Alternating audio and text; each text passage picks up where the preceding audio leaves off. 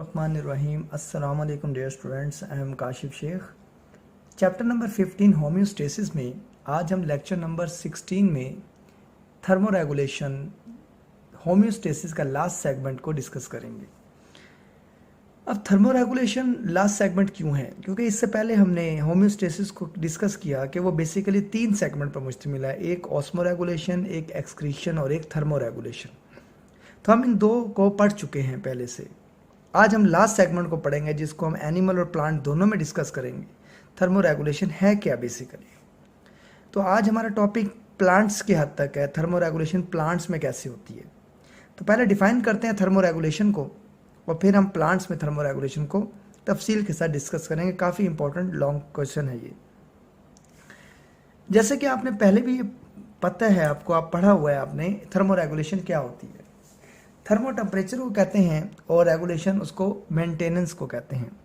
Thermo temperature को maintain करना. अब वो कैसे करते हैं उसको डिफाइन कर लेते हैं हम. The ability of organisms. अब ऑर्गेनिजम्स की बात कर रहे हैं तो ऑर्गेनिजम्स में आप जानते हैं प्लांट्स भी आएंगे, ऑर्गेनिजम्स में एनिमल्स भी आएंगे. तो ये दोनों क्या है इसके अंदर आएंगे. ऐसी सलाहियत जानदारों की टू कीप बॉडी टेम्परेचर, कि वो रखें बॉडी के टेम्परेचर को with in a tolerable range, एक खास रेंज तक, एक खास बाउंड्री तक, मोतदल रेंज तक. When surrounding temperature is very different, जब इर्द की टेम्परेचर मुख्तलिफ हो. यानी कि ऐसी सलाहियत जानदारों की जो अपने बॉडी के टेम्परेचर को एक ख़ास रेंज तक बरकरार रखते हैं, बाहर सराउंडिंग में टेम्परेचर जैसा भी हो. मिसाल के तौर पर ह्यूमन की एग्जांपल ले लेते हैं. अगर हम ह्यूमंस को देखें तो बॉडी का temperature 37 Celsius degree centigrade, tolerable range 37 Celsius degree centigrade, 38 degree centigrade. अब ये एक रेंज है, इसमें बॉडी ने अपने टेम्परेचर को मेंटेन करना है. आउटसाइड टेम्परेचर 45 हो जाए, 50 हो जाए, 60 हो जाए, लेकिन बॉडी का इंटरनल टेम्परेचर एक टॉलरेबल रेंज में रहना चाहिए. या बाहर टेम्परेचर -10 हो जाए, -15 हो जाए, -20 हो जाए, लेकिन बॉडी का टेम्परेचर एक टॉलरेबल रेंज होना चाहिए. इसमें अडॉप्टेशन की जाएंगी कि बॉडी का टेम्परेचर को सराउंडिंग टेम्परेचर के मुताबिक मेंटेन करना है. कैसे मेंटेन करना है? वो अडॉप्टेशन करके करना है कि बॉडी का टेम्परेचर जो है वो एक टॉलरेबल रेंज तक ही रखना है. तो अब हम पहले सेगमेंट को पढ़ लेते हैं. इसके अंदर 2 सेगमेंट है, एक थर्मोरेगुलेशन प्लांट्स और एक थर्मोरेगुलेशन एनिमल्स. आज हमारा टॉपिक है थर्मोरेगुलेशन प्लांट्स के अंदर. सबसे पहली बात कि प्लांट्स कैसे टेम्परेचर को रेगुलेट करते हैं, बॉडी के टेम्परेचर को, क्योंकि प्लांट्स एक पूरी बॉडी होती है.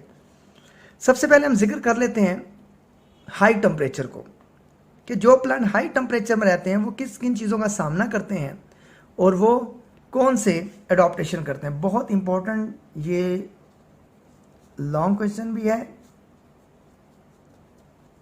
और एमसीक्यूज ऑब्जेक्टिव के पॉइंट ऑफ व्यू से भी है और शॉर्ट क्वेश्चन के एतबार से भी है. तो ये काफ़ी इंपॉर्टेंट सवाल समझा जाता है बोर्ड के पॉइंट ऑफ व्यू से. तो थर्मोरेगुलेशन प्लांट्स में सबसे पहले हम पढ़ने लगे हाई टेम्परेचर, उसके बाद हम लो टेम्परेचर पढ़ेंगे. हाई टेम्परेचर क्या होता है बेसिकली? हाई टेम्परेचर होता है जब सराउंडिंग में टेम्परेचर बहुत ज़्यादा हो गया, यानी कि 40 हो गया, 45 हो गया, 50 हो गया. ये एक हाई टेम्परेचर है. हाई टेम्परेचर किसके ऊपर असरअंदाज होता है? वो एंजाइम्स के ऊपर असरअंदाज होता है, क्योंकि enzyme maximum 37 Celsius degree centigrade तक काम कर सकते हैं, जो हमने पढ़ा भी है. उसके बाद वो डिनेचर होना शुरू हो जाते हैं. अब टेम्परेचर तो नहीं रुकने वाला, टेम्परेचर तो बढ़ेगा. समर है, गर्मी है, टेम्परेचर तो ज़्यादा होगा. तो हाई टेम्परेचर में सबसे पहले इफेक्ट्स पड़ते हैं, क्योंकि अगर हाई टेम्परेचर का असर एंजाइम पर होता है तो एंजाइम अगर डिनेचर होता है तो पूरा सिस्टम डिनेचर हो जाएगा. तो सबसे पहले इफेक्ट्स को देख लेते हैं. सबसे पहले इफेक्ट्स है कि high temperature denatures the enzymes. Enzyme basically क्या करवा रहे होते हैं? एंजाइम केमिकल रिएक्शंस परफॉर्म करवाते हैं. जब एंजाइम नहीं होंगे तो केमिकल रिएक्शन नहीं होंगे. केमिकल रिएक्शन नहीं होगा तो बॉडी का फंक्शन परफॉर्म नहीं होंगे सही तरह. और बॉडी डेड भी हो सकती है, मर सकती है। दूसरी बात, high temperature also damage the metabolism, क्योंकि एंजाइम क्या करवाते हैं, मेटाबॉलिज्म करवाते हैं। जब एंजाइम ही डिनेचर हो गए तो केमिकल रिएक्शन जिसे मेटाबॉलिज्म कहते हैं वो कौन करवाएगा, तो होगा क्या। देयरफॉर इसलिए इट हार्म्स द प्लांट, ये खतरनाक साबित होगा प्लांट्स के लिए, प्लांट मर भी सकते हैं। तो ये हमने अभी तक पढ़ा है कि हाई टेम्परेचर का इफेक्ट क्या होगा। अब हाई टेम्परेचर से बचने के लिए प्लांट्स ने क्या क्या अडॉप्टेशंस किए हैं इसको देख लेते हैं। सबसे पहले अडॉप्टेशन जो प्लांट ने की है वो है एवेपोरेशन, एवेपोरेटिंग कूलिंग। वो कैसे की है, हाई टेम्परेचर से बचने के लिए एवेपोरेटिंग कूलिंग की है। Number 1, plants use evaporating cooling. सबसे पहली बात, प्लांट ने एवेपोरेटिंग कूलिंग प्रोड्यूस की to manage with high temperature, कि वो मैनेज कर सके हाई टेम्परेचर को। कैसे, देखें, टेम्परेचर बढ़ेगा, इंक्रीज होगा, एवेपोरेशन रेट बढ़ेगा, वाटर रिलीज होगा बॉडी से और कूलिंग इफेक्ट होंगे जो कि हाई टेम्परेचर को मेंटेन करेगा, कूलिंग इफेक्ट हो जाएगी। लेकिन प्रॉब्लम यहां पर यह है, हॉट एंड ड्राई वेदर, अगर हॉट एंड ड्राई वेदर आ गया तब तो एवेपोरेशन नहीं की जा सकती बार बार।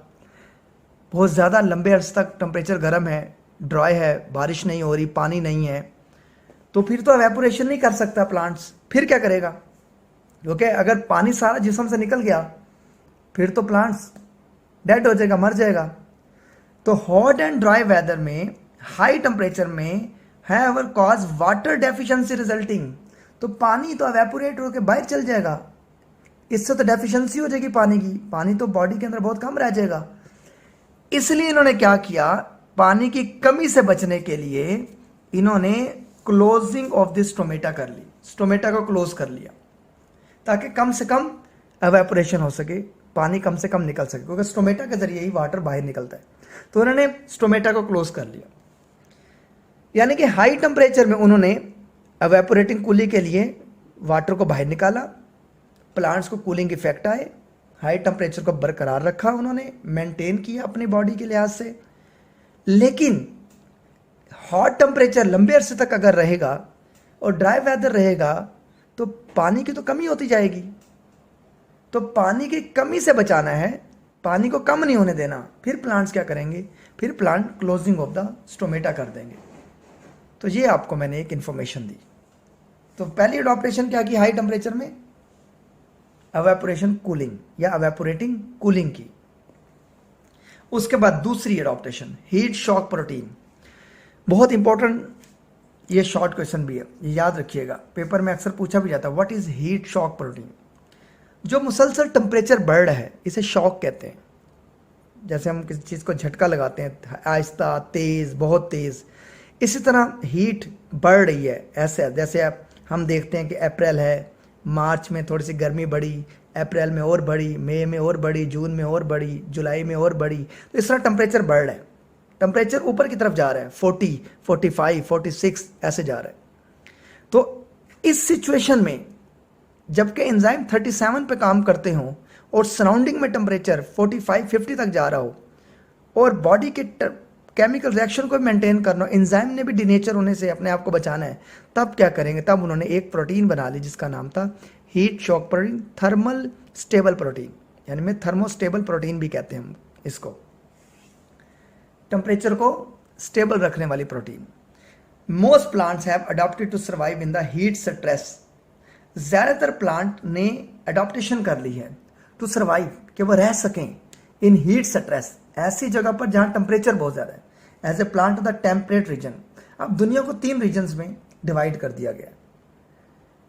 जो नंबर 1 रीजन है वो आर्टिक रीजन है, जहां पे बर्फ जमी रहती है, बहुत सर्द एरिया है।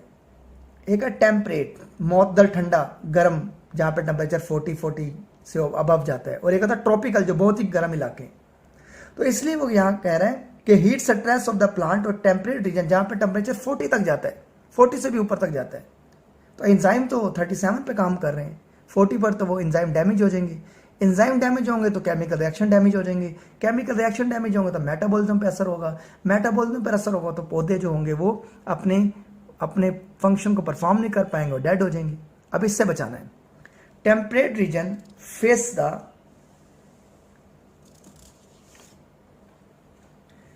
Stress of 40 Celsius degree centigrade. बहुत इंपॉर्टेंट एमसीक्यूज भी आता है कि कितना टेम्परेचर होता है 40 Celsius degree centigrade and above temperature, या इससे भी ज्यादा 45 भी हो सकता है।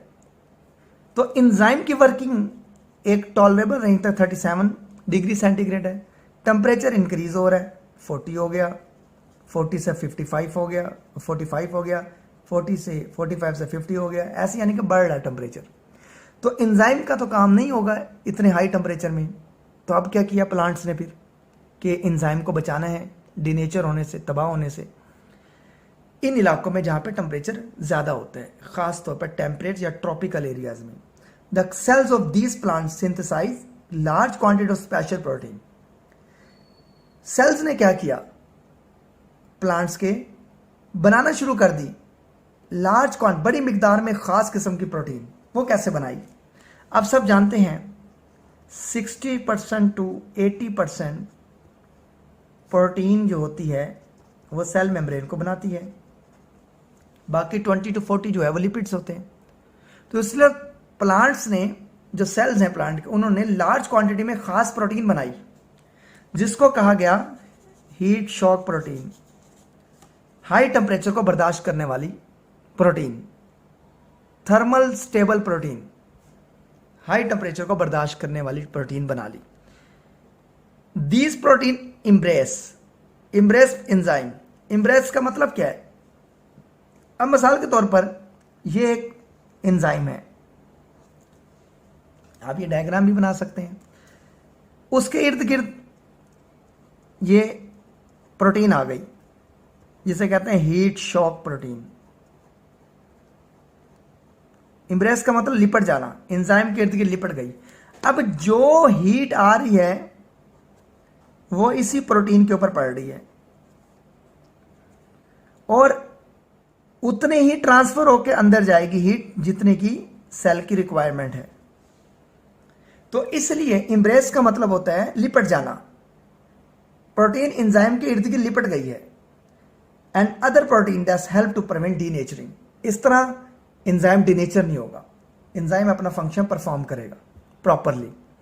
तो हीट शॉक प्रोटीन एक ऐसी प्रोटीन है जो 40 सेल्सियस डिग्री सेंटीग्रेड से ज्यादा टेम्परेचर को बर्दाश्त करवा सकती है और एंजाइम को बचा सकती है डीनेचर होने से। तो ये हमने बेसिकली पॉइंट पढ़े हाई टेम्परेचर पे। क्या पढ़ा हमने हाई टेम्परेचर पर? हमने हाई टेम्परेचर पर इफेक्ट्स पढ़े पहले कि क्या क्या इफेक्ट्स होंगे, फिर हमने अडॉप्टेशंस पढ़ी। अडॉप्टेशन में हमने एवापोरेटिंग कूलिंग को डिस्कस किया और हीट शॉक प्रोटीन को डिस्कस किया। उसके बाद ये डायग्राम भी आप बना सकते हैं हीट शॉक प्रोटीन में। उसके बाद अब लो टेम्परेचर हो गया, अब टेम्परेचर कम हो रहा है, लो हो रहा है। अब लो टेम्परेचर भी एक मसला है एंजाइम्स को काम करने में। वो कैसे? क्योंकि एंजाइम 37 पे काम करते हैं, जितना लो होता जाएगा टेम्परेचर वो इफेक्ट करेगा, वो सेल्स की स्ट्रक्चर के ऊपर भी इफेक्ट करेगा। अब उसको हम पढ़ते हैं कैसे करेगा। इफेक्ट क्या होगा लो टेम्परेचर का, पहले हम डिस्कस करते हैं। इन लो टेम्परेचर पहली बात fluidity of the cell membrane altered. बहुत इंपॉर्टेंट बात आपको बता रहा हूं कि पहला इफेक्ट क्या होगा, जो बहाव है सेल मेम्ब्रेन का वो बदल जाएगा। अब बहाव क्या है? फर्स्ट ईयर में आपने एक बात पढ़ी जिसे कहते हैं फ्लूइड मोज़ेक मॉडल। ये मॉडल कहता है कि सेल मेम्ब्रेन जो होती है वो मूव करती है, वो फ्लूइड की तरह वो मूव करती रहती है। जब वो मूव करती है तो उसमें से आराम से ट्रांसपोर्टेशन होती रहती है, क्योंकि जो आयंस है मॉलिक्यूल है वो आराम से गुजरते रहते हैं। ये ऐसी है जैसे एक छाननी है, उसके अंदर आप आटा डालें और छाननी को हिलाएं। जब आप हिलाएंगे तो आराम से आटा क्या है वो ट्रांसपोर्ट होकर नीचे चले जाएगा। इसी तरह सेल मेम्ब्रेन भी मूव करती रहती है। जब वो मूव करती रहती है तो ट्रांसपोर्ट ऑफ द मटेरियल होता रहता है। तो इसलिए फ्लूइडिटी कहा गया, क्योंकि फ्लूइड मोज़ेक मॉडल, इसका स्ट्रक्चर एक फ्लूइड जैसा है।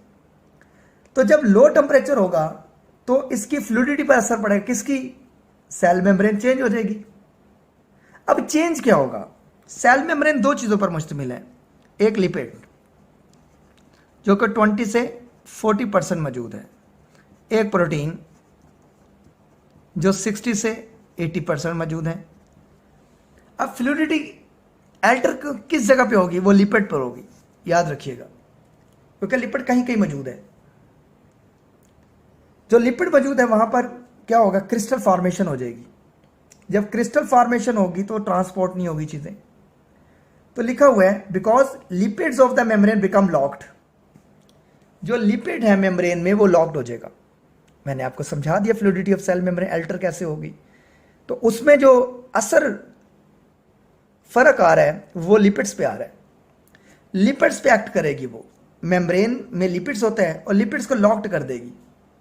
जैसे हम एक छाननी में पहले से कोई चीज रख दें और सुराखों को बंद कर दें, वो चीज सही तरह ट्रांसपोर्ट नहीं हो सकती।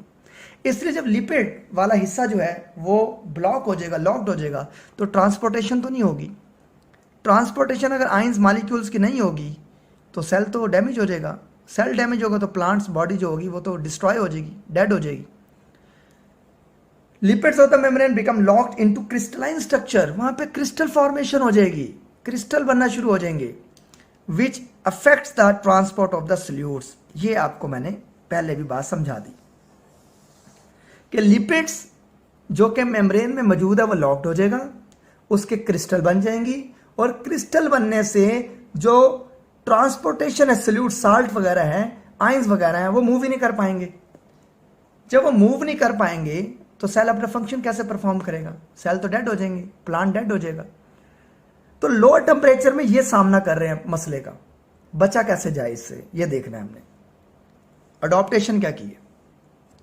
अडॉप्टेशन कर लीजिए, अनसैचुरेटेड फैटी एसिड बना लिए। यानी कि लिपिड्स, आपने देखा कि फैटी एसिड दो तरह के होते हैं, एक सैचुरेटेड होते हैं जो फर्स्ट ईयर में भी आपने पढ़ा है, सैचुरेटेड फैटी एसिड होते हैं, और एक अनसैचुरेटेड फैटी एसिड होते हैं।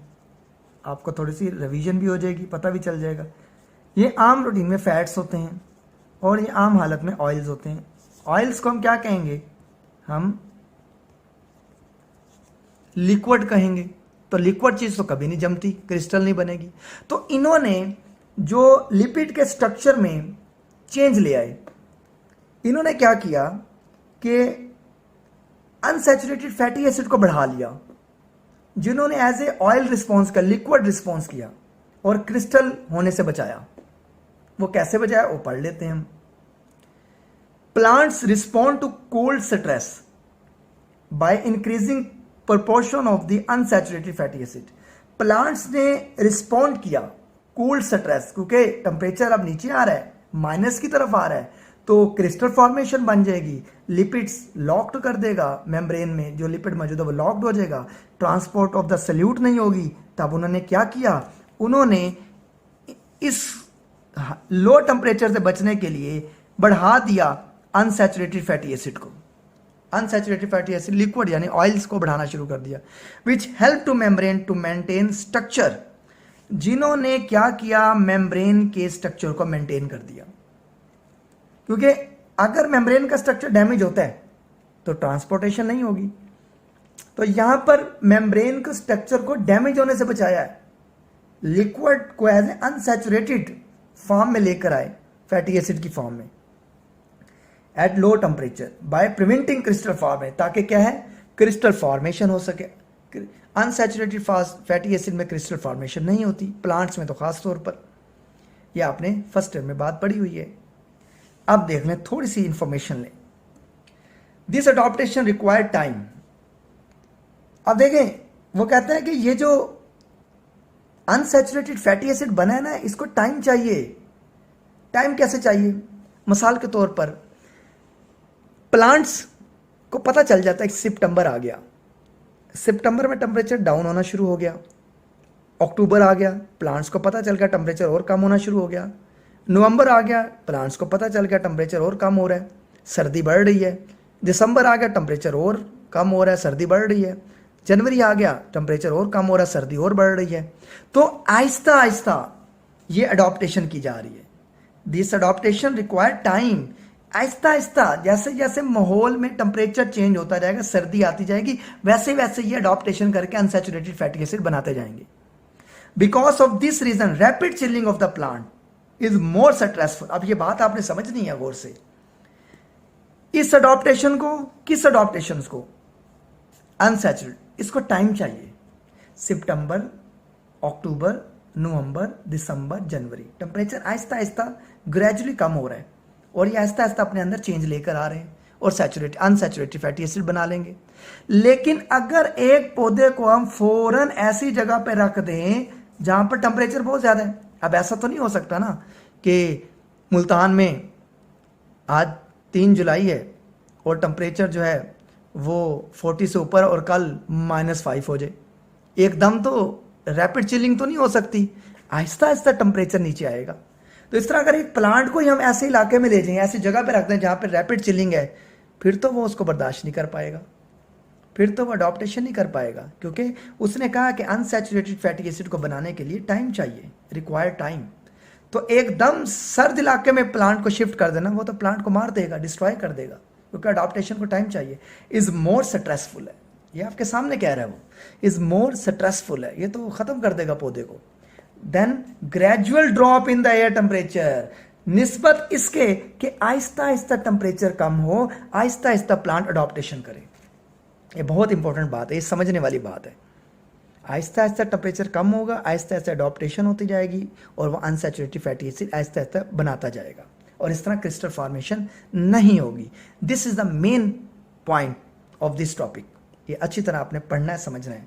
उसके बाद लास्ट में फ्रीजिंग टेम्परेचर देख लेते हैं हम। फ्रीजिंग टेम्परेचर पे क्या होना है, इफेक्ट क्या होते हैं। Freezing temperature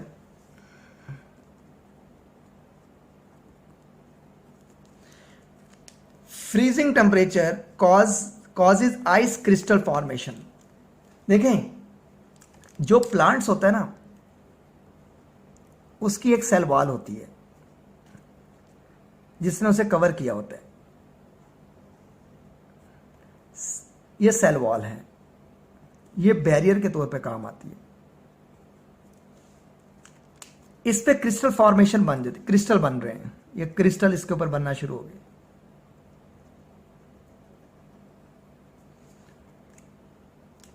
causes ice crystal formation. Freezing temperature ice crystal formation करेगा। The confinement of the ice formation around the cell wall, और ये क्या है, सेल वॉल के इर्द गिर्द, कन्फाइनमेंट इर्द गिर्द आ जाएगा। Does not affect as badly. अब वो कह रहा है कि एज बैडली, क्योंकि ये तो बैरियर के तौर पे काम करता है, ये तो ट्रांसपोर्ट ऑफ मटेरियल करने देता है, इजाजत देता है हर चीज को। तो सेल वॉल पर आइस फॉर्मेशन का होना ये कोई बुरा असर नहीं पैदा करेगा सेल के लिए, पौधे के ऊपर। एंड प्लांट सर्वाइव, और पौधा अपना काम रूटीन के मुताबिक करेगा। अगर ice crystal formation cell wall पे जम जाए, सेल वॉल पर आ जाए, तो कोई खास असर पौधे पे नहीं पड़ेगा। लेकिन हाउएवर, ताहम, formation of the ice crystal within the protoplasm, अब ये आपने बात समझनी है। लेकिन अगर ये आइस क्रिस्टल प्रोटोप्लाज्म में बन गए, यानी किसी तरह वो सेल वॉल को क्रॉस करके सेल मेम्ब्रेन को डैमेज करके अंदर चले गए। अब प्रोटोप्लाज्म क्या होता है? प्रोटोप्लाज्म बेसिकली दो चीजों का मुरक्कब है, ये देखिएगा ज़हन में रख, अब आपने गौर से समझना है इस बात को। प्रोटोप्लाज्म में दो चीजें होती हैं, एक न्यूक्लियोप्लाज्म जो न्यूक्लियस के अंदर होता है, और एक साइटोप्लाज्म जो कि साइटोप्लाज्म के अंदर होता है। ज़हन में रखिएगा अब ये बात। तहम formation of the ice crystal, cell wall पर आइस क्रिस्टल का बनना कोई बुरा असर नहीं पैदा करेगा प्लांट्स के। लेकिन अगर यही आइस क्रिस्टल प्रोटोप्लाज्म यानी कि सेल साइटोप्लाज्म और न्यूक्लियस के अंदर न्यूक्लियोप्लाज्म में बन गए। परफरेट ये सुराख कर देगा किसके, मेम्ब्रेन पर एंड ऑर्गेनेली पर, हैंस किलिंग द सेल, और सेल को मार देगा। ये कैसे होगा? अब मिसाल के तौर पर ये एक सेल है, ये सेल के अंदर क्रिस्टल फॉर्मेशन बन गई। क्रिस्टल फॉर्मेशन जाकर हिट करेगा ऑर्गेनेली को, ऑर्गेनेली के सेल मेम्ब्रेन को डैमेज कर देगा। क्योंकि आप सब जानते हैं क्रिस्टल फॉर्मेशन क्यों हुई। साइटोप्लाज्म में 90% वाटर होता है, वाटर तो क्रिस्टल बन जाएगा। जब क्रिस्टल बनेगा वो जाके टकराएगा सेल वॉल, सेल मेम्ब्रेन से, ऑर्गेनेली की भी, तो उसको सुराख कर देगा। जब वो सुराख करेगा तो अंदर सारे मटेरियल को वो जाके आइस क्रिस्टल कर देगा। इस तरह सेल डैमेज हो जाएगा, प्लांट भी डैमेज हो जाएगा, किलिंग द सेल, सेल को मार देगा। अब इतनी शदीद फ्रीजिंग टेम्परेचर से बचा कैसा जाए, जहां पर क्रिस्टल फॉर्मेशन हो सकती है, डैमेज हो सकता है सेल, प्लांट मर सकते हैं। तो अब इस माहौल में रहना भी है, इतने फ्रीजिंग टेम्परेचर को बर्दाश्त कैसे करें, इस असर को ख़त्म कैसे करें, उसके लिए अडॉप्टेशन क्या किया है, सुपर कूल साइटोसोल बना लिया। बहुत इंपॉर्टेंट शॉर्ट क्वेश्चन, जिससे हम आम लफ्जों में कहते हैं चेंजिंग सल्यूट कंसंट्रेशन। सल्यूट कहते हैं साल्ट को, यानी कि साल्ट की मिकदार को बढ़ा ले। ये भी मैं अभी आपको तफसील से पढ़ाता हूं। Adaptation, super cool cytosol. अब ये आपने समझना है अडॉप्टेशन का, ये अडॉप्टेशन का नाम है। ये सुपर कूल होता क्या है? जैसे हमने हीट शॉक प्रोटीन पढ़ा, तो ये कोल्ड शॉक प्रोटीन है, किस तरह का काम कर रहा है। The plants native to cold region, ऐसे पौधे जो इलाकाई हैं।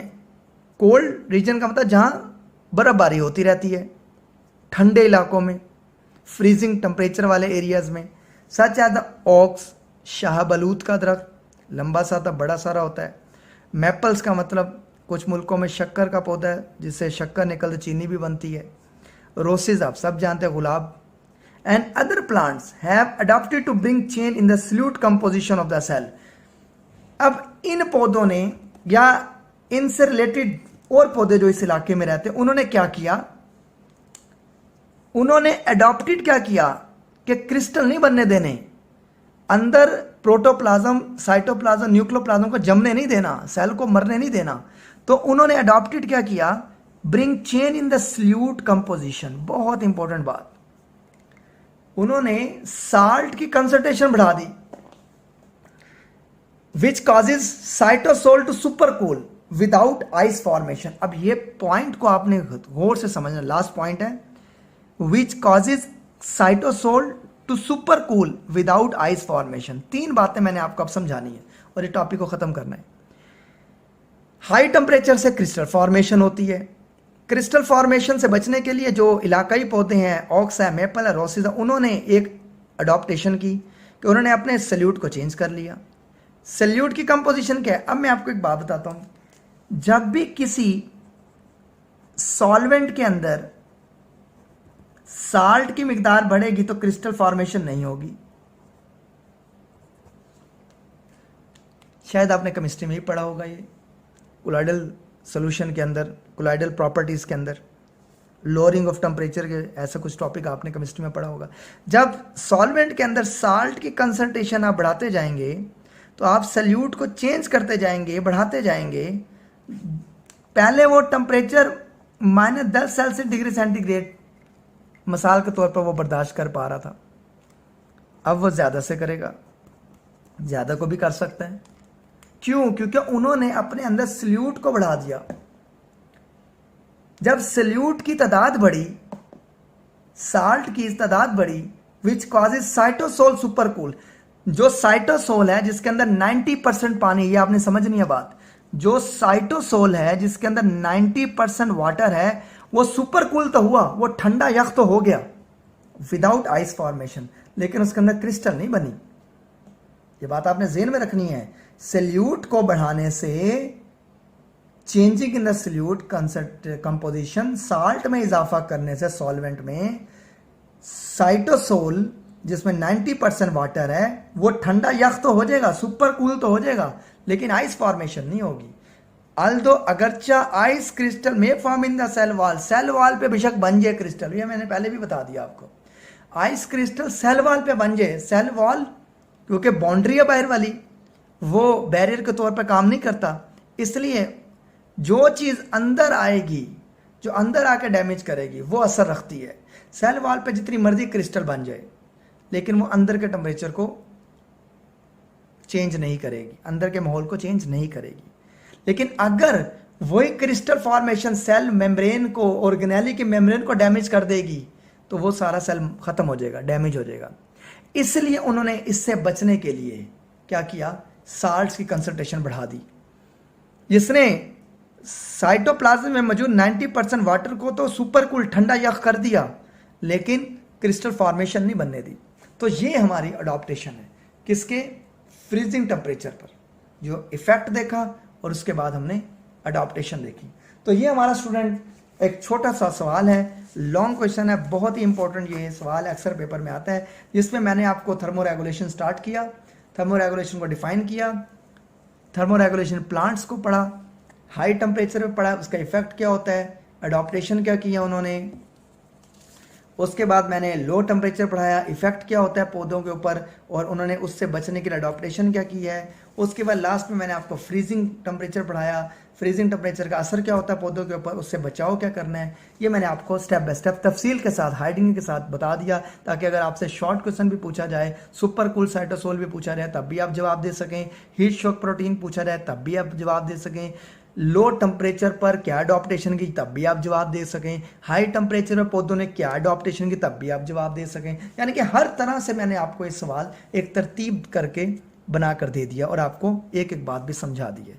तो उम्मीद है आप इसको अच्छे तरीके से पढ़ेंगे, क्योंकि ये कॉन्सेप्चुअल है, आप इसको टाइम दिया करें, अच्छे तरीके से पढ़ा करें। इसलिए मैं आपको तफसील के साथ थोड़ा सा लेंथी लेक्चर देता हूँ, ताकि आप फोकस करें उस लेक्चर के ऊपर, ताकि आप ज़्यादा देर लेक्चर को सुने, ताकि आपको समझ आए बात को। तो अब तक के लिए इतना ही, थैंक यू सो मच, अल्लाह हाफिज़।